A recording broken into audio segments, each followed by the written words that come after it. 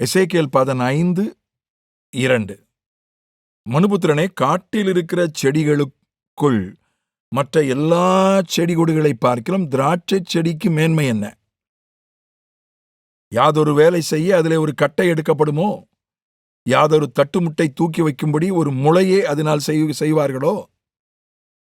இதோ அது அக்கினிக்கு இரையாக எரியப்படும். அதன் 2 முனைகளையும் அக்கினி எரித்து போடும். அதன் நடுத்துண்டும் வெந்து போம். அது எந்த வேலைக்காவது உதவுமோ? திராட்சை செடியை பத்தி சொல்லியிருக்கு. இது எருசலேமை திராட்சை செடிக்கு ஒப்பிட்டு ஆண்டவர் சொல்றார். திராட்சை செடி எத்தனையோ மரங்கள்ல இருந்து கட்டை எடுக்கிறாங்க. தேக்கு மரத்திலிருந்து கட்டை எடுத்து, மரம் எடுத்து கதவு செய்கிறாங்க, ஜன்னல் செய்கிறாங்க, வீட்டு ஜாமான்கள் செய்கிறாங்க. அது மாதிரி எத்தனையோ மரம், வேப்ப மரம் மாதிரி மரத்தில் கூட நல்ல வைரம் பாய்ந்த மரம் என்றால் அதிலே கட்டை எடுக்கிறார்கள். சில மரங்கள் விறகுக்காவது பயன்படுகிறது. ஏறக்குறைய எல்லா மரங்களுமே டிம்பருக்கு, ஜாமான்களை செய்வதற்கு பயன்படுகிற அந்த பயன்பாடு இல்லாத பல மரங்களும் கூட, ஏறக்குறைய எல்லா மரங்களும் விறகுக்கு பயன்படுகின்றன. ஆனால் அந்த திராட்சை செடியினுடைய விறகுக்கு கூட அதை பயன்படுத்த முடியாது. திராட்சை செடியினுடைய தண்டை என்ன பிரயோஜனம் அப்படின்னு ஆண்டவர் கேள்வி கேட்கிறார். ஆனால் அந்த திராட்சை செடிக்கு ஆண்டவர் ஒரு மகிமையை கொடுத்தார். நியாயாதிபதிகள் 9வது அதிகாரம் 13வது வசனத்தில் இந்த திராட்சை செடியினுடைய விசேஷம் சொல்லப்பட்டிருக்கிறது. அதற்கு திராட்சை செடி தேவர்களையும் மனுஷரையும் மகிழ பண்ணும் என் ரசத்தை நான் விட்டு மரங்களை அரசால போவேனோ என்றது. 12வது வசனத்தையும் படிக்கிறேன். நியாயாதிபதிகள் 9. அப்பொழுது மரங்கள் திராட்சை செடியை பார்த்து, நீ வந்து எங்களுக்கு ராஜாவா இரு என்றது. ஒரு கதை தான் அது, ஒரு ஓமானம் தான். மரங்கள்லாம் வந்து சொல்லிச்சான் திராட்சை செடியை பார்த்து, நீ வந்து எங்களுக்கு ராஜாவா இரு.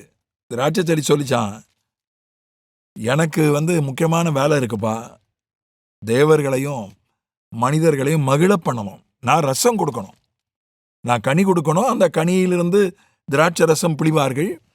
அந்த திராட்சை ரசம் தேவர்களையும் மனிதர்களையும் மகிழ பண்ணும். அந்த இடத்துல தேவர்கள் என்கிற வார்த்தையும் சேர்த்தப்பட்டிருக்கு. காட்ஸ், தேவதூதர்களை நாம் சேர்த்துக் கொள்ளலாம். அதுல தேவர்கள் என்று சொல்வது தேவதூதர்களை நாம் சேர்த்துக் கொள்ளலாம். மனம் திரும்புகிற ஒரே ஆத்மாவின் நிமித்தம் பரலோகத்தில் மிகுந்த சந்தோஷம் உண்டு என்று வேதத்தில் வாசிக்கிறோம். அப்போ ஒரு ஆத்மாவை மனம் திரும்புதலுக்குள் நடத்தினால் பரலோகத்தில் சந்தோஷம் உண்டாகும். தேவதூதர்கள் சந்தோஷப்படுவார்கள். அப்ப தேவர்களை மகிழ பண்ண வாய்ப்பு இருக்கிறது. மனிதர்களை மகிழ பண்ணுவதற்கு வேறு எத்தனையோ வாய்ப்பு இருக்கு. ரட்சிப்புகளை நடத்துவது பிரதானமானது, மற்ற வாய்ப்புகளும் இருக்கிறது. மனிதர்களை மகிழ பண்ண மற்ற காரியங்களையெல்லாம் பார்த்து பார்த்து பார்த்து பார்த்து என்னால் இப்படி ஒரு கதவுக்கோ ஜன்னலுக்கோ ஒரு மேஜைக்கோ நாற்காலிக்கோ என்னால் மரத்தை கொடுக்க முடியலையே, என்னால் சமைப்பதற்கு விறகு கொடுக்க முடியலையே அப்படின்னு திராட்சை செடி கவலைப்படுறதில்லை. ராஜ பதவியே வந்தாலும் மரங்களையெல்லாம் அரச கேதுரு மரம் மாதிரி மரத்தை, தேவாலயத்தையே கேதுரு மரத்தில் தான் கட்டினாங்க. அந்த மாதிரி மரத்தையே அரசாளுக்கு ஒரு வாய்ப்பு வந்தால் கூட எனக்கு அதுக்கெல்லாம் டைம் இல்லைப்பா, நான் தேவர்களையும் மனிதர்களையும் மகிழ பண்ணணும், கனி கொடுக்கணும் என்று திராட்சை செடி சொல்லுகிறது. எப்படிப்பட்ட ஒரு தன்னம்பிக்கை பார்த்தீங்களா? மற்றவர்களோடு ஒப்பிட்டு எனக்கு அது இல்லை இது இல்லை. மனுஷன் அப்படிதான் நினைக்கிறான், தாழ்வுமான பான்மை கொள்கிறான். என்கிட்ட விறகு இல்லை, என்கிட்ட கட்டை இல்லை என்று தன்னை அவன் மட்டமாக நினைக்கிறான். ஆனா இது அப்படி இல்லை.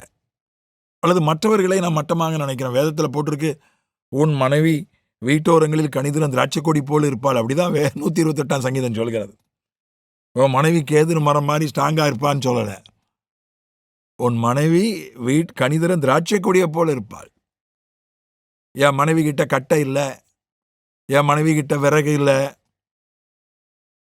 அப்படின்னு மனைவி கிட்ட இல்லாததெல்லாம் சொல்லிட்டு இருக்கக்கூடாது. சில கணவன்மார் அப்படிதான் நினைப்பாங்க.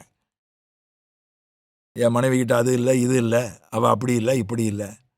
மனைவியினுடைய ஆசீர்வாதம் என்ன? அவள் கனி கொடுக்கிறவள், அவள் திராட்சை ரசத்தை கொடுத்து மகிழச் செய்கிறவள். அதனால அந்த அப்படித்தான் ஆண்டவர் எருசலேமையும் தெரிந்து கொண்டார். எருசலேமை ஒரு கேதுரு மரமாகவோ அவர் தெரிந்து கொள்ளவில்லை, ஒரு திராட்சை செடியாதான்.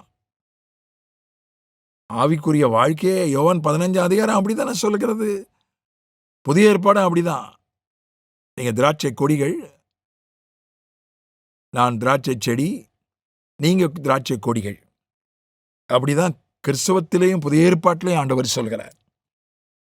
நம்ம பலவீனமா இருக்கலாம், நம்மகிட்ட சில விஷயங்கள், மற்றவர்களிடத்துல இருக்கிற விஷயங்கள் நம்மிடத்துல இல்லாமல் போகலாம். ஆனால் தேவனையும் தேவ தூதர்களையும் மனிதர்களையும் மகிழச் செய்கிற ஒரு கனி தரக்கூடிய வாழ்க்கை தான் நம்முடைய சிறப்பு. அதை நோக்கி செல்வோம், அதற்காக பெருமிதம் கொள்வோம், அதற்காக செயல்படுவோம். ஆமென்.